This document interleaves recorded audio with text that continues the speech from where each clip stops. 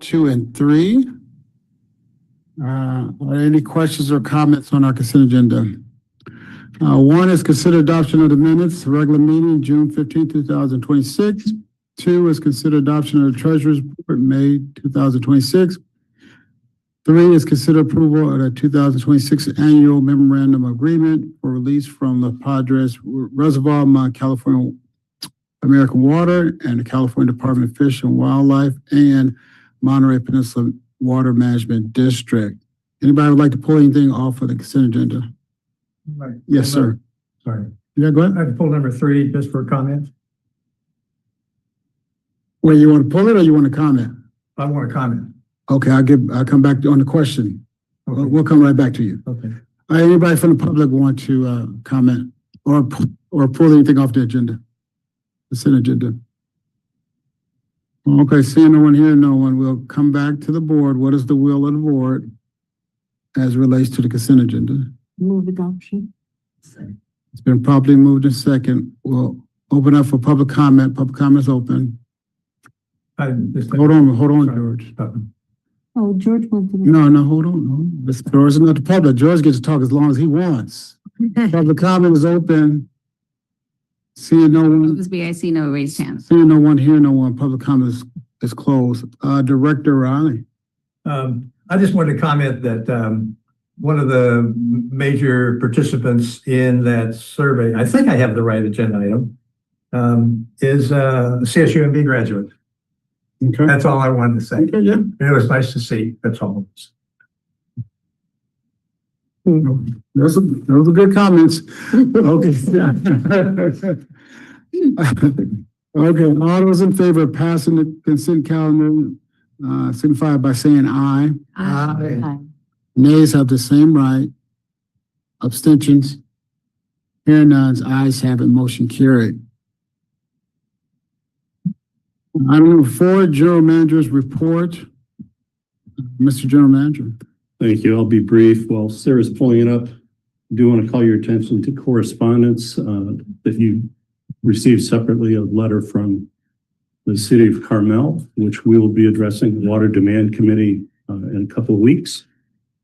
Pretty short report on water supply and demand. So next slide, please, Sarah. This is the monthly production from all sources. We're now 3/4 of the way through the water year. So this is reporting as of June 30th. And you can see we're about 100 acre feet ahead of last year, which is, again, just due to the vagaries of warm and dry March before it started raining again in April. So all in all, we're looking pretty good. No aberrations to be seen in terms of water demand. As far as supply utilization, next slide. The blue is the capacity available as for the different water supply sources. The orange is the actual used to date. You can see that the river is at about 65% of its water right usage. It has been picking up here in recent months. The table 13 closed out after the rainy season passed. El Paso is progressing as we would expect it. About here we are 3/4 of the way through the water year, and it's at about just 3/4. Seaside Basin is being underutilized because of the surplus of water because of Pure Water Monterey expansion. And you can see that pure water is roughly at about 75%, again, 3/4 of the way through the year. And Sand City remains a little underutilized as well. And then all storage has been left alone for the year. So things are looking quite well from stored water perspective. And the amount of stored water has increased since our last report. Next slide, please. The green being the carryover available in the Seaside Basin should producers have needed it for the water year. The ASR stored is now at 5,309 acre feet. And with pure water, we've now met the operating reserve for the expanded project, as well as 200 acre feet additional in the drought reserve. So generally speaking, reserves look terrific. and total storage is about almost 9,300 acre feet, which would be higher than last year's total demand of the system. So more than 1 year of demand in storage. And that concludes the GM report. We will touch on the CDO under item 9 later. Okay, thank you. Any questions? Director Paul? Yeah, I got you, Director Paul. I got you. Director Paul. Thank you, Chair. This slide on the use of available supplies, the available is for the water year? For the water year, Yeah, okay. correct. Yeah. Thanks. Thank you. Anyone else? Okay, report from the district council. Thank you, Mr. Chair. The board did have a closed session meeting held on July 14th, 2026. All board members were present except for Director Daniels, and there was only one item for discussion regarding anticipated litigation. Out of that meeting, the board did provide unanimous direction to participate in a joint lawsuit against the State Lands Commission, and we'll provide more details on that going forward. Turning to the litigation report that's found on page 31 of your packet. The first case, the district versus Cal-Am, this is the eminent domain case. There is no update on that. The trial for the phase 1 of that hearing is scheduled for October 19th. There'll be a trial management conference set for October 16th. We'll provide updates when that happens. For the district versus LAFCO, this is the 6th District Court of Appeal case. In that matter, the district did timely prepare and file its reply brief earlier this month, and the matter has not yet been set for oral argument. Once that is set, we will notify you. For the third case, this is the City of Marina and the district versus the Coastal Commission and Cal-Am. There's been no update, as respondents have not yet filed their reply briefs at this time. Turning to matters under the CPUC, the general rate case from 25-07-003.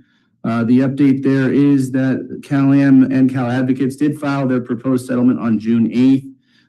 The projected increase is 16%, which is down from the almost 28% increase originally proposed.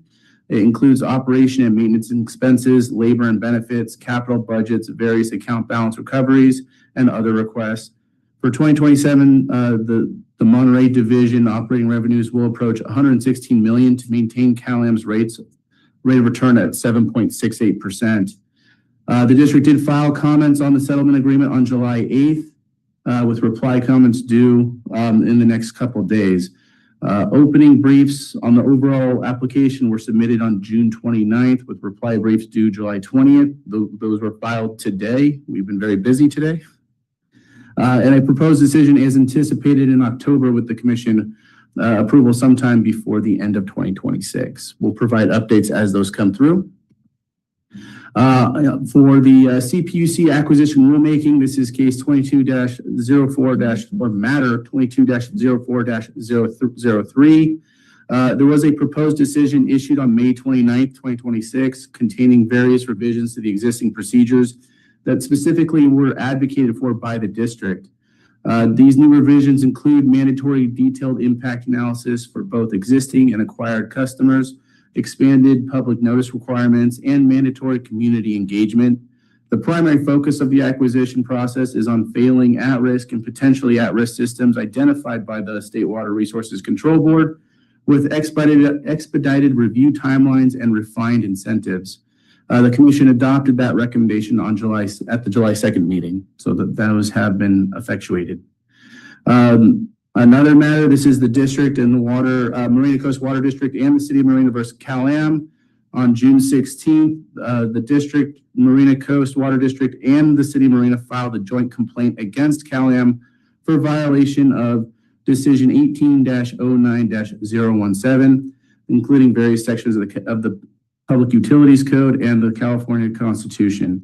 The parties are alleging that Cal-Am is proceeding with a desalination project of a smaller size in violation of the commission's orders. Commissioner Matthew Baker and Administrative Law Judge Gerald Kelly were assigned to this proceeding on July 7th, and Cal-Am was notified about the complaint and is instructed to answer by August 6th. We'll provide that update when it is available.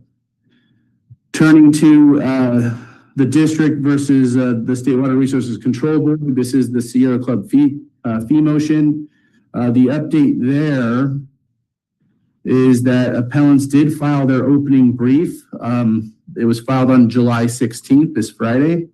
The district's briefs will be filed later in August or early September, depending on how the timeline falls out. And we will continue to provide that defense for the district. And we'll be working with Cal-Am, who is also similarly situated. The last item that we have listed here is the cease and desist order modification, which we have on the agenda for further discussion. So I'll just leave it at that at this point. Happy to answer any questions. Thank you. Are there any questions? I have one comment. Director Paul, then Director Riley. About our comments on the settlement in the general rate case, I just want to thank I read it before this afternoon, the comments we filed July 8th, and I just want to thank our attorneys for looking out for the interests of our attorneys and staff that filed testimony in the rate case too. These cases are monsters. The utilities have large teams of people to do all the work that's required, and there's so many issues and so much evidence, and they're big, and it takes it's a lot of work to, even if you only select certain issues to focus on, it's still a lot of work. And the comments were very good, and I think they did do some useful things to look out for the interests of ratepayers. And I just want to thank our attorneys. I imagine that Fran was probably the primary on that, and well done. Thank you. That is correct. Yeah, Fran in my office is the one that takes the lead on the CPUC matters, and she was very busy. I'll pass your comments along to her. Thank you. I have a question on the next case, which is the acquisition rulemaking. Was that the gain of sale discussion? That was part of it. And was there any guidance given on the question of gain of sale, particularly about spreading the cost across a larger, service area? Not so much. The recommended actions focus primarily on the acquisition of at-risk systems. And so it tended to lean more in favor of full rate basing of the acquisition of an at-risk system. Well, I understand the PUC is concerned about the at-risk service, the capabilities and continuation and so on. So okay, fair enough. One other question on the very next one, which is we're joining with Marina Coast and the city of Marina. Is that the case where the phrase piecemealing makes sense? Okay, I'm just trying to clarify. So yes. That I have in my mind about some of these things, but I don't see them, then I just need to clarify. Okay, I'm happy. Thank you very much. Okay, thank you. Anyone else? Okay, any public comments? Public comments open. Good evening, board, general manager. Just looking at the legal report, could eliminate a lot of the legal eagle business. We all like to support the legal profession, but the attempt to try and buy Cal-Am, which is not for sale, that's a zero. And the latest suit that was just filed June 16th with Marina and Marina Coast Water District, another shoveling it uphill legally. And there's two things that you guys could decide as a board to get out of and drop and simplify your legal list of stuff and issues that you're battling. I think those are two things that, as a member of the public and the vice president of MPTA, that I would say you guys are wasting resources. Thank you.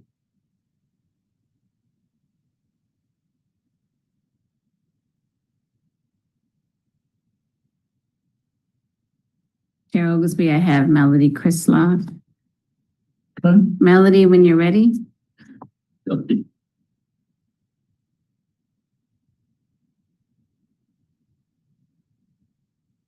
Melody, when you're ready.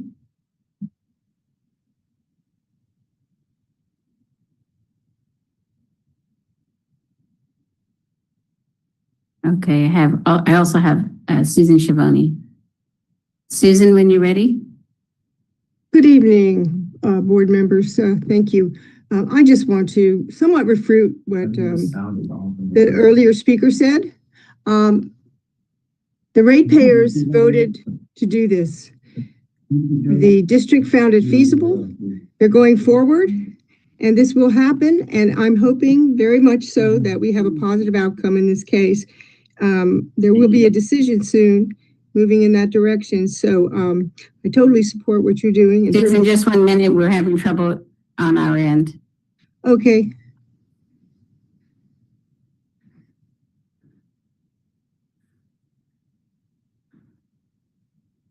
Can you hear me? I can hear some, but it sounds like the volume is down. Yeah, I think It's just- go through Should I speak? EV plus. They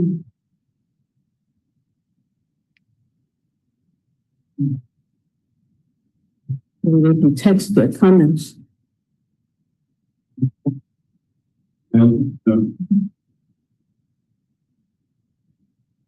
Hello?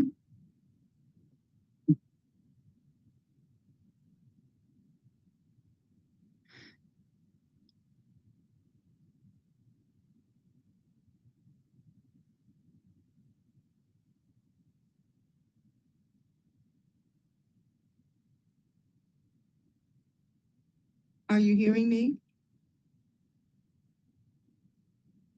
I guess not.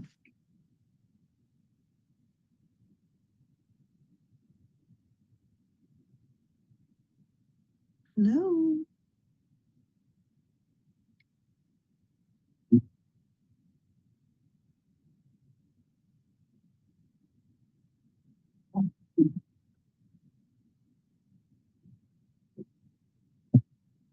Should I speak?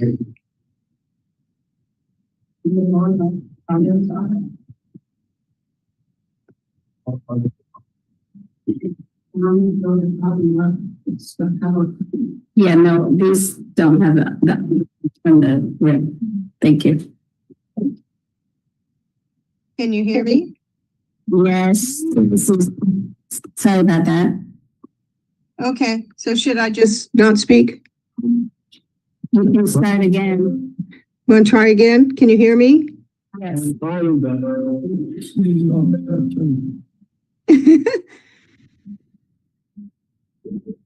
Yes, go ahead, Susan. Okay, I just disagree with Mr. Raleigh completely. And, you know, this was mandated by the ratepayers in a majority. The district looked at it, saw that it was feasible, went forward, and we are too late in the game to think about that. It's going to be a decision sometime soon that will move us forward in this, and I totally support a public water agency. And also in terms of Cal-Am, they have piecemealed. They have tried to go forward with a plan and a project that has not been approved by the CPUC and was actually disapproved by the CPUC when they first applied for this project. So no, I don't support those comments, and I support what you're doing wholeheartedly. Thank you.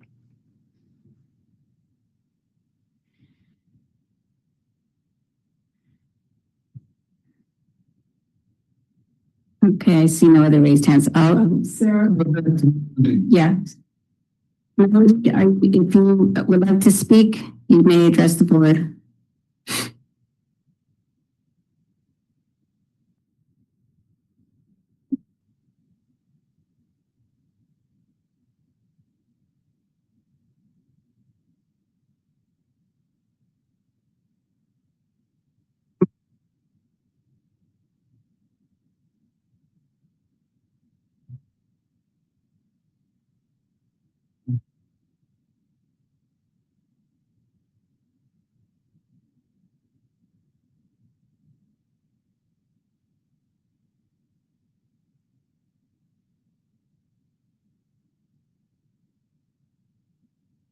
Yes, here.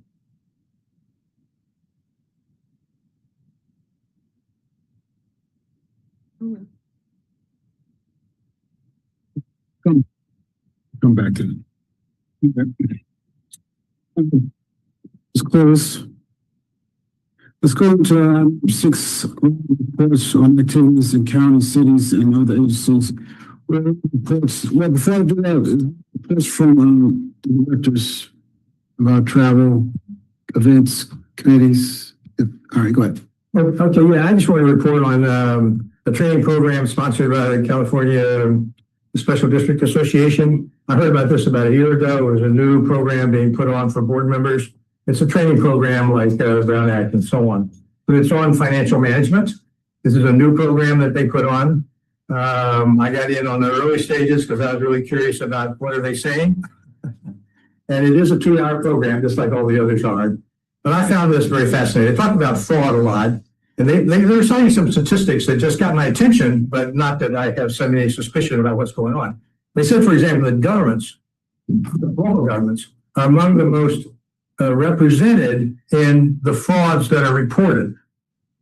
So there's a history of, fraud activity in public agencies, and they look out for it and whatever. And so we should too, but I'm not kidding. I'm just saying that's what the program was about. It just gave me an awareness about, I don't think about fraud, but that just gave me, anyway, they talked a lot about local controls, internal controls, strengths and weaknesses about certain things you might do locally, timelines about revenue and expenditure statements and so on. They did make a point that dealing with the finances of your agency, there should also be not just the fact that something exists today, and then frequently you get updates on that, but look at the timeline going into the future. Look, 5 years out or something about what does that look like? And it raised the question in my mind that, well, maybe we ought to be thinking a little more like that, just in terms of some kind of reports that we make about revenue sources and revenue volumes and expenditure patterns and so on in that area. Anyway, I just wanted to report that I thought it was a very educational, it satisfied my curiosity about what are they teaching, what are they focusing on, and so on. I found it very informative, very interesting, and for 2 hours it held my attention. I just want to say that. and I think it's a required program anyway. So ultimately, I don't know, it's every 2 years or something they do these kind of things, and so all of you are going to have that opportunity. I hope you look forward to it. And just through the chair, since it was raised, it is going to be a required program effective January 1, where you have to take it every 2 years, kind of like your AB 1234 and 1825 training. Credit for that, right? He actually does get credit now. Because appointed people that take office do have to take it within 60 days. Okay, what else? Thank you so much. Let's go to number 7. Consider adoption of a resolution 2062-08 calling an election for the rectors of districts divisions 1, 2, and 5, which will be held on November 3, 2026. And approval of the service agreement with the County Elections Department for an estimated cost of $250,000. Mr. General Manager.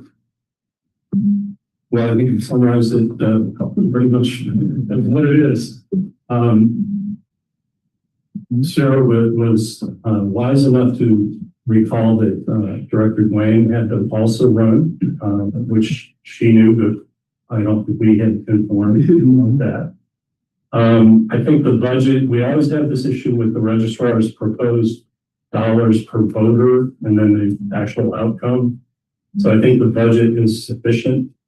It won't be 250. And there may be directors who run unopposed, which will change that formula as well. So I think it's right for a motion on the second one. Yeah, I have a question. You guys have any questions?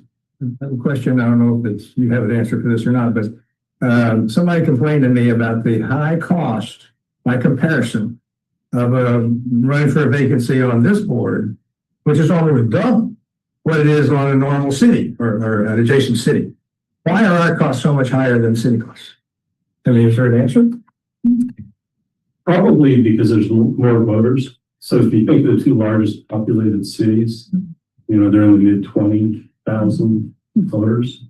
Each of our voter divisions are approximately that size. So when you have 2 or 3 divisions that are up, you're talking 70 plus. There wasn't a number of divisions. It was any one candidate is facing a comparison. Also, cities have been redistricting. So they went from a larger to a smaller, and as we stay large. So that's a comparison number as well. Yeah, no, that sounds plausible to me. I just hadn't gone there. I have a comment, but I don't know if it's for or it's part of the discussion after a motion. Anyway, I'm grateful that we implemented Division 5 since Oh, yeah. the elections department, which they called to cancel because they did not have proper verification when this was launched. So Well, they would have called you after November. So I would we're gonna straighten out on that now. This point. this vote, I believe that. Director Goyne, I was speaking with the county, I was probably traveling to the county offices, so it was back and forth, yeah. So, Anyone else? It's still open for public comment.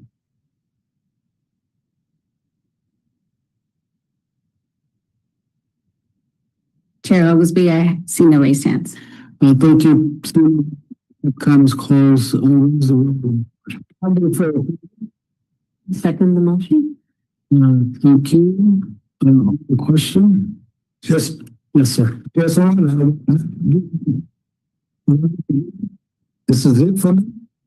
So Susan is listening to it. It's all you. If you can get it. So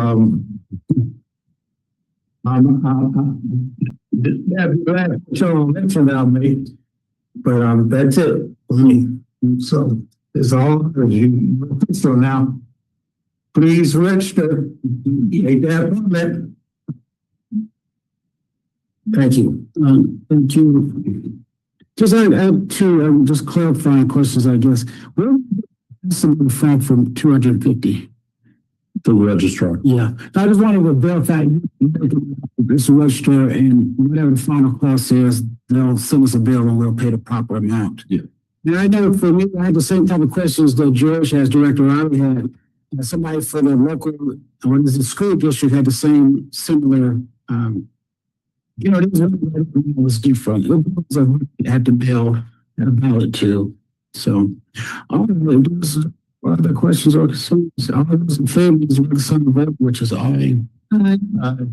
Those abstaining, right? Abstentions, hearing as ayes have it, motion carried. This one, consider school Denise Devil Associates for coastal /SQL services. Mr. General Manager. Chair, I'm gonna take this one. Just a little background. So, in March of this year, the district came and we talked to you about it, working with the water master and writing a letter to state parks about trying to get a new monitoring well, sitting on one of the form.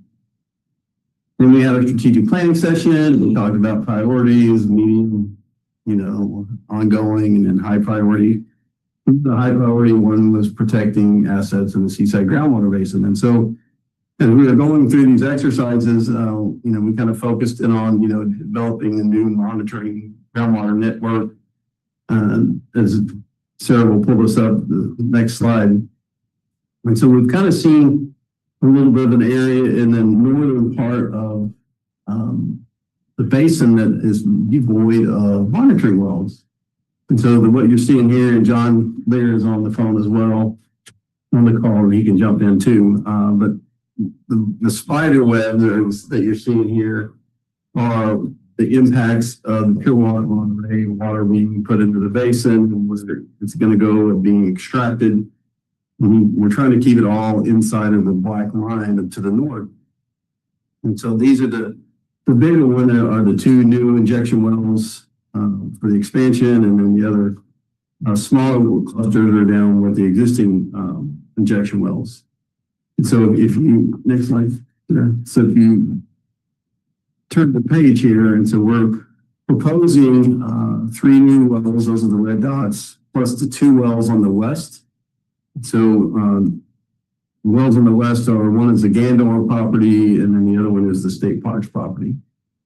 By trying to use all of these monitoring networks together, you know, we tried to just be real smart with how we were trying to approach CEQA and saying, hey, we want to try to make sure that we have all of our CEQA bases covered, you know, with the easements, or, you know, is it a neg deck, is it an exemption?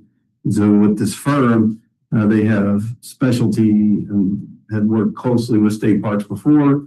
They've also had a lot of interaction with the Coastal Commission, which would kind of involve those 3 wells to the west of Highway 1.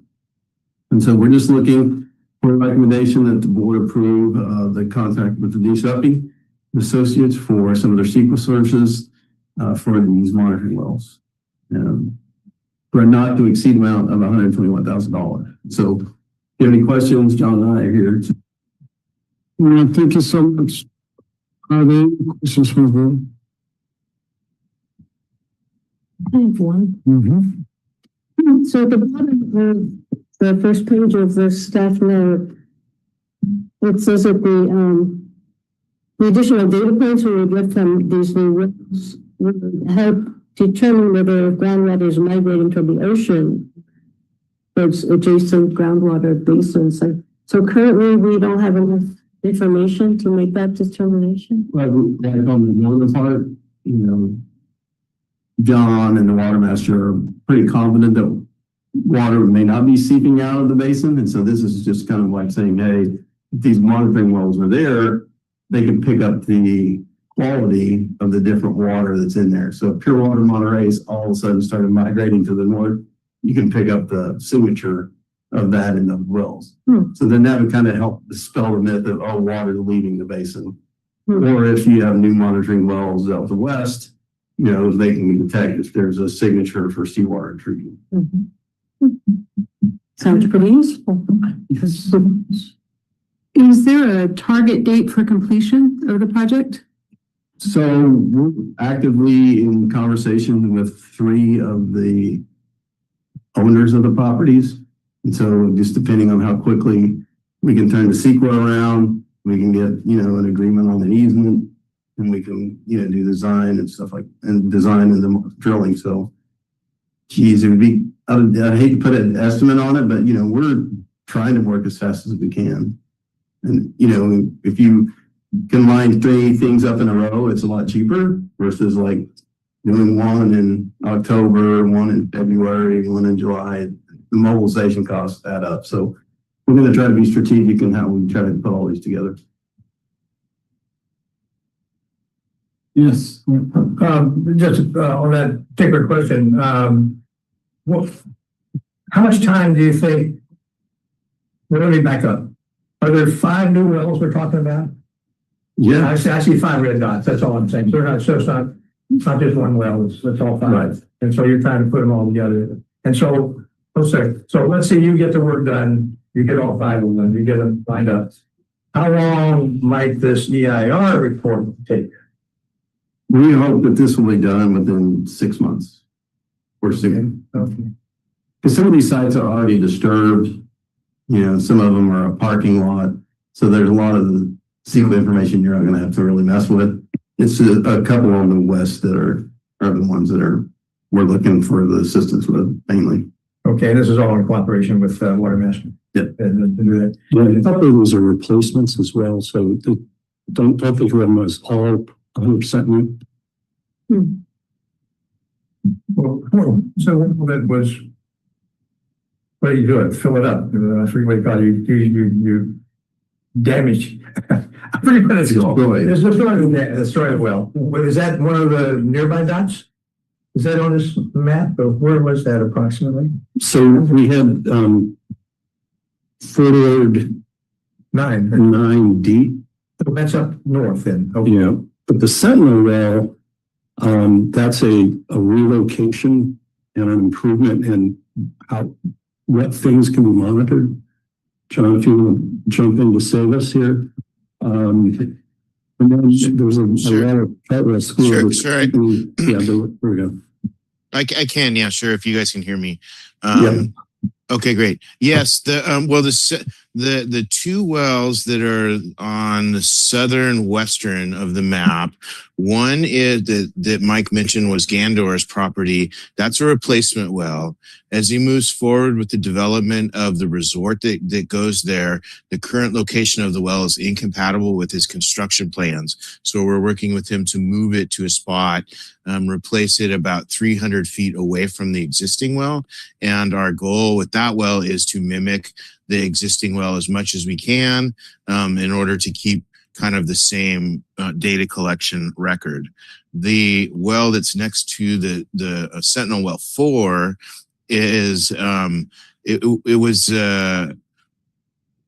Sentinel wells were drilled to do the induction logging, which is geophysical logging over long lengths of depth in those wells. Should we see changes in the induction logging, the plan was to go back in and to drill actual wells where you could take water quality samples, which is what Dave was just alluding to. So we're moving in to drill a well right next to the Sentinel well so we can collect water quality samples, because the Sentinel wells are sitting there taking the geophysical, so we know how to best target how to install new monitor wells. Then the new wells will be the one on the Tamsea. If anyone's familiar, it's called the Giggling Sighting, or people call it the Spur. It's right by where the campground's being built. So that's the well that's on the northern side. That's a new well. There's a new well right off Normandy, which is just east of that. That's a brand new well also. And then there's Chartwell School, which is the easternmost northern well, and that's a replacement well. And their current well is old. It was drilled in the 90s. We want to relocate it. It's actually in the middle of their soccer field. It's kind of a hazard. They don't like it there anyways. They're happy for us to move it. And we want to drill a 4-inch monitor well that we can take water quality samples to, which Mike was just talking about. We have these modeling results, and we think we know how water is going to move through the system based on the modeled results, but we can verify it, as Mike alluded to, by measuring the chemistry of the water, so we can tell if it is the water we injected or if it's native water, or what's actually happening and what waters are doing what in different areas. So it's actually kind of harnessing the model and then verifying the model results with this chemistry data. John, can you highlight the blue dot on the third slide there, right in the middle of the spider web there? Oh, the Fitch Park monitor well? Yeah. So is that what you're talking about? Yeah, there's an existing well it's called Fitch Park. That's the housing area that's owned by the Army right there. There's an existing well right there that's owned by Cal-Am that we're in the middle of talking with them about, because so much of as you can see from the slide, so much of the water that's moving through the system that is injected for Pure Water Monterey expansion, and then the recovery wells that Cal-Am is putting in, as it was all under the same SQL work for Pure Water Monterey expansion, is the injection site is the injection of the Pure Water Monterey. It travels through the system and then it gets recovered. So this well is in an ideal area. It exists already for us to monitor what's actually happening, track the water that we've introduced into the system, and then it's as it is a new source to the system. So the district is actually moving forward with what's called a water distribution system permit amendment to bring the new water source in and the new recovery wells in, and we want to add this well as a requirement to be monitored to bring all into the whole system. of monitoring and tracking the movement of this resource that the district has. And Mike will point out to you that, you know, we're actually tracking $20 million of the district's money throughout the ground. So we really want to kind of nail this down. Yes. I actually have a follow-up question to that. I'm to two things. One, I think the request is 120,000. So the budget is not to exceed 110,000 pennies, but just seeing the discrepancy. My second point that I have a question about is in their scope of work, they actually do the project, they oversee the project, the company that up and then oversee the project. So once the project, if approved, permits are in place, it will actually be done by somebody else, which will be more money Correct. on top of that. Yep. So the 121 includes 10% contingency. Got it. And the project itself was discussed in the context of the budget. But once we do the pre-construction work, we'll come back for a construction request. Right. And oh, I'm sorry. Go ahead. No, it's all right. I just, on the cost estimate, that they, well, in places they said that the project management, they completely scheduled the contract amount. That's fantastic. What's the schedule? Because we don't have a schedule per se. And it goes back to my original question, is there a timeline to this? Yeah. John, you want to answer part of that? So John was in kind of the lead in contact with me. What I was telling you on the side is that we didn't have the opportunity to go to FAC with this side because we felt like we wanted to get this going as soon as we can. Because if not, we'd waited another month to August to try to get through the month to get this action started. So that's why we came directly to the board. Right. So with SEQA, you were totally correct in that they're going to oversee like the drillers out there. They have to do any type of biological assessment. That this team will be the one doing that. The drillers will be the one drilling the wells and things like that, and then our team will be the ones that help do project management on that. So, John, you want to talk about the schedule from DDNA? Yeah, well, it's just what you said, Mike, is that when we were trying to do the Gantt diagram of all of this was the longest lead. If we could get it started, we think that the Coastal Commission is probably going to be the unknown.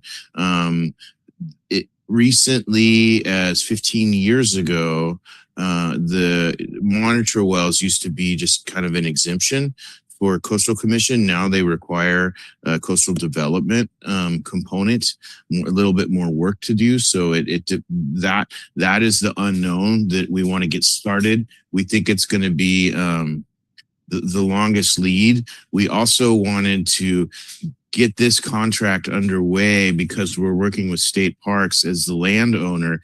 They have to sign the permits that go to the environmental health department of the county as the landowner.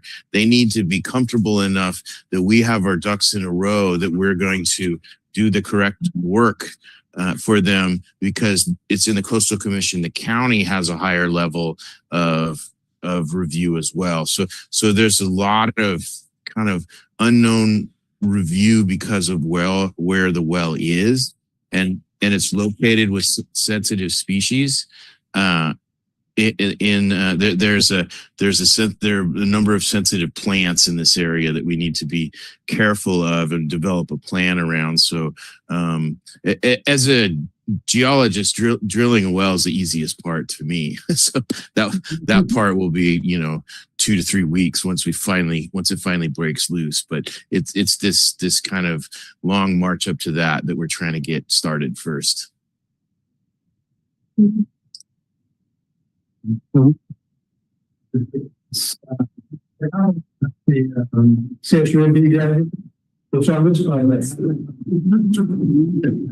anyway, I was trying to see that, but easy for it, whatever minutes, so there were. Let's take it out from the crew.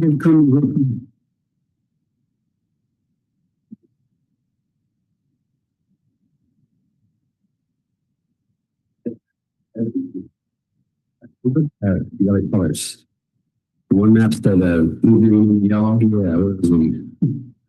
Just thanking John on that right before the meeting. I think that it's not inactive wells that were already existing. So,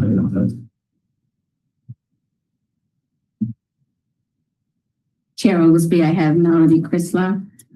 Okay, public comment is open. Melody, when you're ready.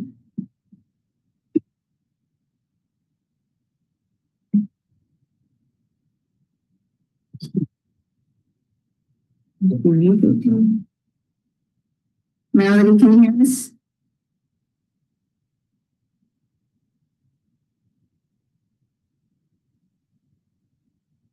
Okay, now she has no raised hand. Okay, good. Keep coming back. Public comment is open. I see no other raised hands, Chair Oglesby. Okay, thank you. So, this public comment is closed. Bring it back to the room. I move to approve the scope of work with the Dean Stuffy and Associates for coastal monitoring well CEQA services. Our second. Captain, the second question. Those in favor, which is aye. Please abstain. Abstentions. The ayes have it, motion carried unanimously. Going to item number 9, update on the cease and desist order, Mr. General Manager. Yes, I'm gonna have Sarah put up a single slide. So the state board has agreed to have a hearing, a hybrid hearing, and accept testimony in the review of the cease and desist order modifications. They specifically asked 2 questions, what they call hearing questions. The first hearing question is, should the cease and desist order be modified to basically provide relief from the moratorium on setting new meters? And the second question centers around a proposed trigger that the moratorium would be re-implemented immediately upon any violation of the water right by California American Water, and whether the respondent agrees that that's an appropriate trigger. Testimony is going to be accepted, and there was originally a schedule that had July, I think it would be today, it was the 20th, but anyway, California American petitioned the state to extend the deadlines by 30 days. As they reviewed the calendar, the actual hybrid hearing, if you will, got pushed a little bit more than 30 days. But this is the schedule which you see right now, August 19th, for written testimony on exhibits. And there are some members of the public who are neither ourselves or California American who intend to submit some testimony. So it's not just limited to us and California American. Written about testimony September 18th. And then the November 5th is the public participation hybrid meeting, where policy statements can be entered into the record at that time. I suspect we will be represented in person up in Sacramento rather than doing it remotely. Mm-hmm. And then November 10th will be closing. By virtue of moving the schedule into that October, November, basically the November timeframe, I think that we'll get a response from the state on a little bit slower expectation because of Thanksgiving and Christmas holidays, because it would take them certainly several weeks to deliberate and then draft a modification. So something after the first of the year, clearly. But this is it, and I don't believe that we're seeing any more changes to the schedule. And we are prepared to go. We're ready to go on the other. Good. Any comments? Yes, sir. Thank you. Is it in we can get that out to the public? Either clients or banks or but the public needs to see that you just showed us is here. make it loud enough so that they can understand that and that we're go. That's all I've been saying about. I finally got it. It's up there. So if y'all can carry it on, I'd like to see that done, something that the other knows, so they can get involved. That they really get involved. Thank you. Just from a board, how do we get that out in the ether? I have the same concerns. I think we do need to promote it a little bit more. Anybody else have anything they want to say? I agree. Yes. Go ahead. No, I just agree. We should figure out how to get the word out. I'm sure we can. Maybe we can connect with Phil and have him do some sort of social media blast, something. Put it in layman's terms. Yeah, we'd rather now do file an inquiry, if you will, to the administrative hearing office as to what meaningful public participation could occur. Because right now, just going up and making a policy statement at that hybrid meeting sounds a lot like the public participation hearings for PUC, which is a little bit more like a chance to vent than a chance to have meaningful testimony. So we're kind of waiting on clarification of that to know what role the public could have.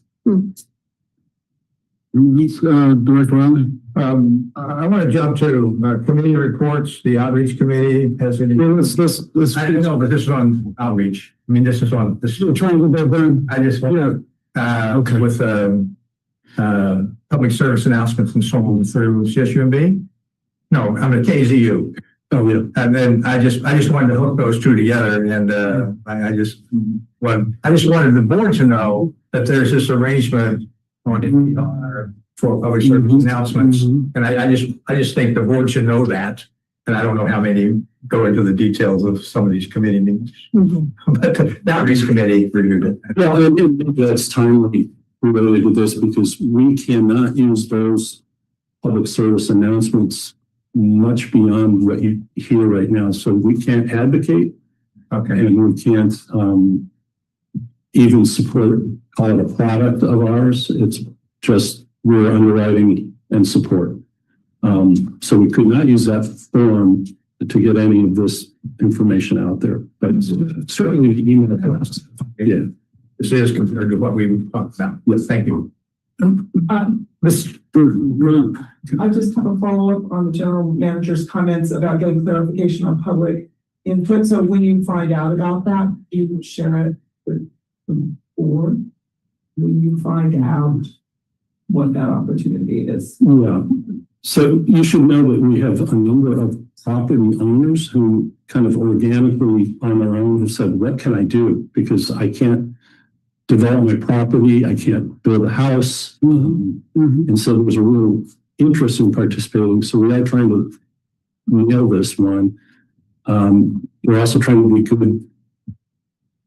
good actors in approaching the state board through the email address they asked us to use, ask a question, wait for them to respond. And then if there's no response, then go to the staff member who really doesn't want to be contacted, but you know. So this would just went out, as I said, over the weekend. So Yes. Just a quick thank you to Senator. He sent up his letter push, and I like to thank, I don't know if she made it, Director Daniels, who said she wanted to go up there and have a talk. So she made it. Thank you. She didn't make it. Thank you for mentioning it. But I want to thank those two people and this community for their support in trying to get this CDO lifted, and our chair for getting it on the agenda like it's been. Thank you. Yeah.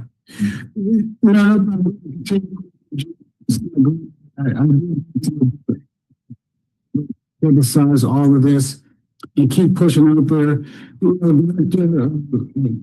Charlie, you said something about the property. Just think about I'm not sure which ones you were talking about, but we represent in our districts, and we represent them too in some cities water, Cali and water.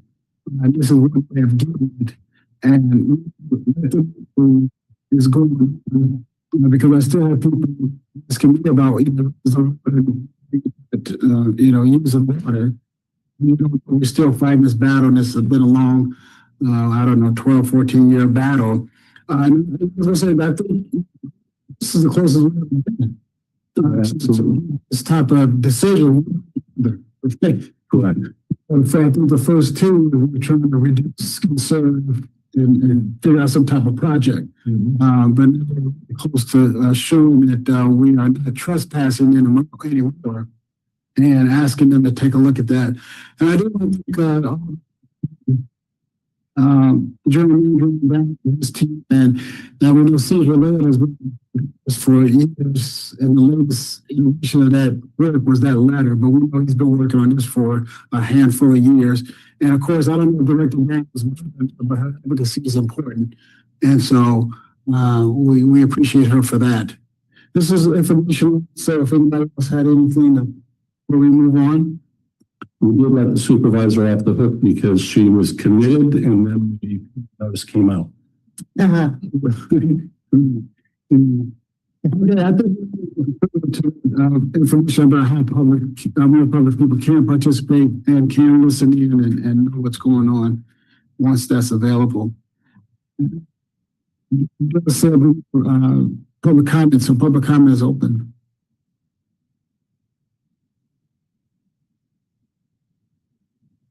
Chair Oglesby, I have Susan Schiavone.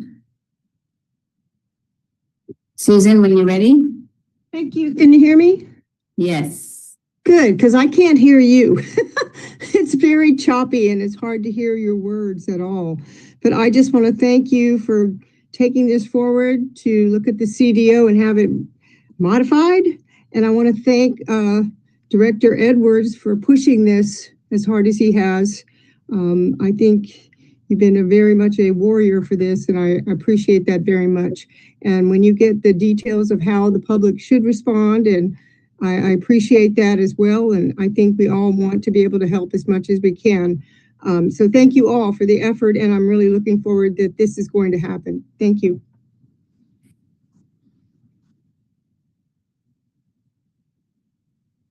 Chair Oglesby, I see no other raised hands. Thank you so much. Public comment is closed. I think that was true for this since the beginning. So it's a long time coming, and we will see over the next several months. Okay. 14, 15, 16, 17, 18. Informational reports from the general manager and his team. The directors and the council. So, Mr. General Manager, I did identify the letter from Senator Conrad and the communication packet. If you haven't had a chance to look at it, please do. We'll be getting back to them following that water demand committee meeting. Anyone else? Yes, I have some comments on the staff reports, just in general, to thank the staff. I know they work hard. I enjoy.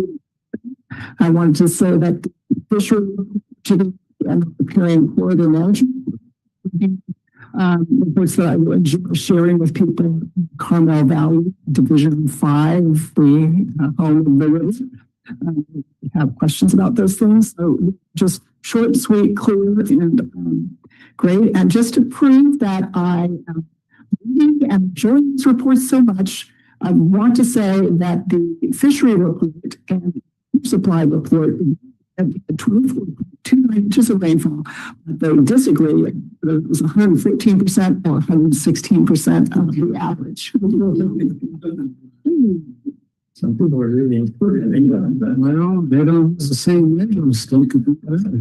It's too little around your good. That is true. Thank you for that. Very, very well done. I think all the cities are looking forward to the discussion surrounding the allocation and how to account for the allocation. And I know your report is going to serve and inform all of us. So I just wanted to say that. Appreciate that from the committee. Before we proceed to close, all right, when is our next regular meeting here? That'd be August 17th. It'll be August 17th. Yes. At 6 p.m.